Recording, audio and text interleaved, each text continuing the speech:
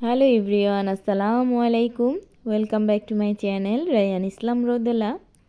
আজকে আমরা সকাল সকাল মা মেয়ে চলে যাচ্ছি রোদেলার নতুন স্কুলে।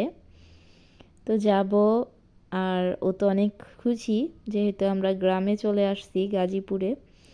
খুব সুন্দর পরিবেশ আর ঠান্ডা ঠান্ডা হাওয়া, খুব চমৎকার। দেখেন কতটা সুন্দর, অনেকই ভালো লাগতেছে। আমার একদমই ঢাকার ভিতরে মন একদম উঠে গেছে। ঢাকা আমার একদমই ভালো লাগে না এখন। যেরকম মানুষদের প্রতি মন উঠছে সেরকম ঢাকার প্রতিও মন উঠে গেছে। তার জন্য ঢাকা আর যেতে ইচ্ছে করে না। অনেক ভালো আছি, অনেক আনন্দে আছি। এভাবেই থাকতে চাই। আল্লাহর কাছে হাজার হাজার শুকরিয়া। তো রোদেলা তো এসে দেখেন এখানে কিভাবে পিটি করা। এই পিটি আসলে আমার জীবনেও আমি দেখি নাই। আমার ছোট থেকে বড় হওয়া পর্যন্ত এই পিটি আমি আসলে দেখি নাই। তো এখানে এসে একটু অদ্ভুত হয়ে গেলাম যে মেয়েকে মাটির ভিতরে কিভাবে এরকম পিটি করাবো, সেটা আমার মাথায় আসছিল না। তো আস্তে আস্তে অভ্যাস হয়ে যাচ্ছে আর কি। মানুষ তো অভ্যাসের দাস। প্রথম প্রথম এরকম লাগবে, এটাই স্বাভাবিক। তো ম্যাডামরা খুবই আন্তরিক, সবাই খুবই ভালো, আর রোদেলার বন্ধুও খুবই ভালো। ঢাকার বাচ্চাগুলাও আসলে হিংসুটে, মায়েরা যা শিখাবে তাই শিখে বাচ্চাগুলা কেমন যেন। আর এখানকার সবাই অনেক মিশুক। রোদেলাকে সবাই আপন করে নিয়েছে এবং ওকে অনেক অনেক ভালোবাসে, যা বলার বাহিরে। একদম সবাই, ও যদি স্কুলে যায় সবাই ওর সাথে বসার জন্য পাগল হয়ে যায়। তো রোদেলার এই যে নতুন ড্রেস বানিয়েছি, তো কেমন লাগতেছে অবশ্যই একটু কমেন্টে জানাবেন। আর এখানে হচ্ছে টক বড়ি বিক্রি করতেছে। ঢাকায় কিন্তু এই বড়িগুলো 200 টাকা করে, এখানে আমি 50 টাকা কেজি, 1 কেজি নিয়েছিলাম। খুব মজা, টক মিষ্টি বড়িগুলো। তো এই চাচাটা তো অনেক ভালো, আমাকে অনেক সুন্দর করে প্যাকেট করে দিচ্ছে। আর এগুলো হচ্ছে আমলকি, কিভাবে আচার বানায় সেটাও আমাকে শিখিয়ে দিচ্ছে, কিন্তু আমি কখনো আমলকির আচার বানাই নাই, এজন্য আমি জানি না। তো রোদেলাকে একবারে আমি নিয়ে যাই, তারপর বসে থেকে ওকে আবার নিয়ে আসি। কেননা এখন প্রথম প্রথম ও তো সব কিছু মানায় নিতে একটু কষ্ট হবে, যার জন্য ওকে বসে বসে থেকে নিয়ে আসতে হয়। তারপরে স্কুল থেকে এসে আমরা একটু বাহিরে বের হলাম। দেখো এটা আমাদের বাহিরের পেছন সাইডটা, কত সুন্দর একটা পুকুর, মনে হচ্ছে নদীর মতো ঢেউ আসতেছে। আর পানিটা দেখলেই অনেক শীত লাগতেছে, যেহেতু এখন শীতকাল। যখন গরমকাল আসবে তখন আবার এই পানি দেখলে গোসল করতে ইচ্ছে হবে, আর পানিতে তখন আরও উপরে চলে আসবে। তো এটা নাকি ফুল গাছ, কেমন ফুল এটা আমিও বুঝতে পারছি না। দেখেন একদম মনে হচ্ছে কমলার খোসার মতো কেউ বেঁধে বেঁধে রাখছে। আর এখানকার না অনেক পাহাড়, পাহাড়ের মতো উঁচু নিচু, আর লাল মাটি, অনেক সুন্দর আঁকাবাঁকা পথ।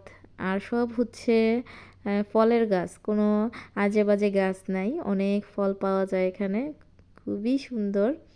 তো রোদেলা তো অনেক খুশি, ও খালি ঘুরে বেড়ায় আমার সাথে, একা একা বের হয় না। আর এখানে কিন্তু শিয়ালও আছে, রাতে এত ডাকে বাবা, অনেক ভয় লাগে শিয়ালের ডাক। তো আমি এর জন্য বেশি বের হই না। এই এই এতটুকু জঙ্গলে যেয়ে আমার অনেক ভয় লাগছে। পরে আমাকে একটা ভাবি সাহস দিছে যে না, ওরা দিনে কিছু করে না, রাতে হচ্ছে সমস্যা করতেও পারে, সেটা আমাদের সাথে এখনো হয় নাই, কিছুই হবে না, যাও যাও। তো আমি একটু সাহস পেয়ে এতটুকু হাঁটলাম আর কি, না হলে তো আমি দৌড় দিয়ে বাসার ভিতরে চলে যাচ্ছিলাম। তো এটা হচ্ছে একটা ভাবির বাসা, দেখেন একদম গহীন জঙ্গলে। অনেক ভয় লাগতেছিল, বাড়িটার আশেপাশে কোনো বাড়ি নাই, আর হচ্ছে একটা বাড়ি নির্জন একদম। আর আমরা যে বাসাটায় নিয়েছি একদম বিশ্ব রোডের সাথে, মেন রাস্তার সাথে, ওখান দিয়ে সব সময় গাড়ি চলাচল করে দেখে কোনো ভয় টয় লাগে না। মনে হয় যে আমি একদমই ঢাকা শহরেই আছি এখনও, গ্রামের কোনো ইয়েই পাই না। তো ভালো লাগতেছে, এখানে ছাগল আছে, গাছপালা, অনেক ঠান্ডা পরিবেশ। খুব আনন্দে আছি, খুব আনন্দে আছি। বললাম তো যে কাছের মানুষগুলো আমাকে যে কষ্ট দিয়েছে এগুলা ভোলার মতো না। এগুলা প্রতিটা কষ্ট আমার অন্তরে গাঁথা আছে, আর সারা জীবন আল্লাহ যখন আমাকে মৃত্যু করবে, মৃত্যুর আগ পর্যন্ত আমার এগুলো আসলে মনে থাকবে, ভোলার মতো না। হ্যাঁ, যারা যারা যা কিছু করছে আমার সাথে সব কিছুই মনে থাকবে। তো তারপরও আর কি, তাদের জন্য আমি আল্লাহর কাছে দোয়া করি যে আল্লাহ তাদেরকে অনেক সুস্থ রাখুক, ভালো রাখুক সবার জন্য। তো মনের কষ্টটা আর কি, কষ্টটাই সেটাই শেয়ার করলাম যে মনে যে কষ্ট আঘাত লাগে সেটা এমনিতেই চলে আসে, বলা লাগে না।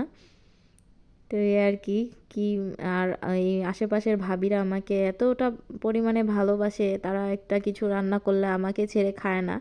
কিন্তু ঢাকার মানুষ, নিজের আত্মীয়রা যে আমাকে কত হার্ট করছে, তারা আর কি খাসি জব করে খাওয়া মানে খাইয়া ফেললেও তাদের কোনো ইয়া বোধ হয় নাই যে এখানে তো একটা আপন মানুষ থাকে, আমরা তাদেরকে কিছু দেই বা কিছু, এরকম কিছু হয় নাই। কিন্তু তারা পর হয়ে যায় আমাকে এত একটা আপন ভাবে, সেটাই আমি অনেক গর্বিত। আল্লাহর কাছে হাজার হাজার শুক্রিয়া যে আমি ভালো আছি এখন। তো তারপরে ঘরে চলে আসছি, এসে একটু মাথা ধরছিল, তখন কফি খেলাম। এরপরে আমার তো হাঁস চলে এখানে যেহেতু আসছে, আর আমার জামাইয়ের তো হাঁস অনেক পছন্দের। এইটা হচ্ছে হাঁস রান্না করলাম, একটু আলু দিয়েছি যেহেতু খোলা জালি পিঠা বানাবো, সেই পিঠাটা দিয়ে ভিজায় খেতে অনেক মজা লাগে। সেটা কিন্তু নোয়াখালীর একটা বিখ্যাত পিঠা। তো আমি ফার্স্ট ট্রাই করলাম, ফার্স্টেই একদম সাকসেস, অনেক সুন্দর হয়েছে। আর আমার জামাই তো খেয়ে অনেক খুশি হয়েছে। তো পাশের ভাবিকেও দিব, যেহেতু আমাকে দেয় আর আমি তাদেরকে দিব না তা তো হতেই পারে না। আমিও যা রান্না করি তাদেরকে দিয়ে খাই না, এটাই স্বাভাবিক। আমাকে 2 দিন দিলে আমার তো একদিনও দিতে হবে, তাই না? আর আমি আসলে এরকম মেয়েই না, আমি আসলে আমার পেটে ভালো কোনো খাবার হলে আমার যাবেই না, যেহেতু এই ঘরে একটা বাচ্চা আছে।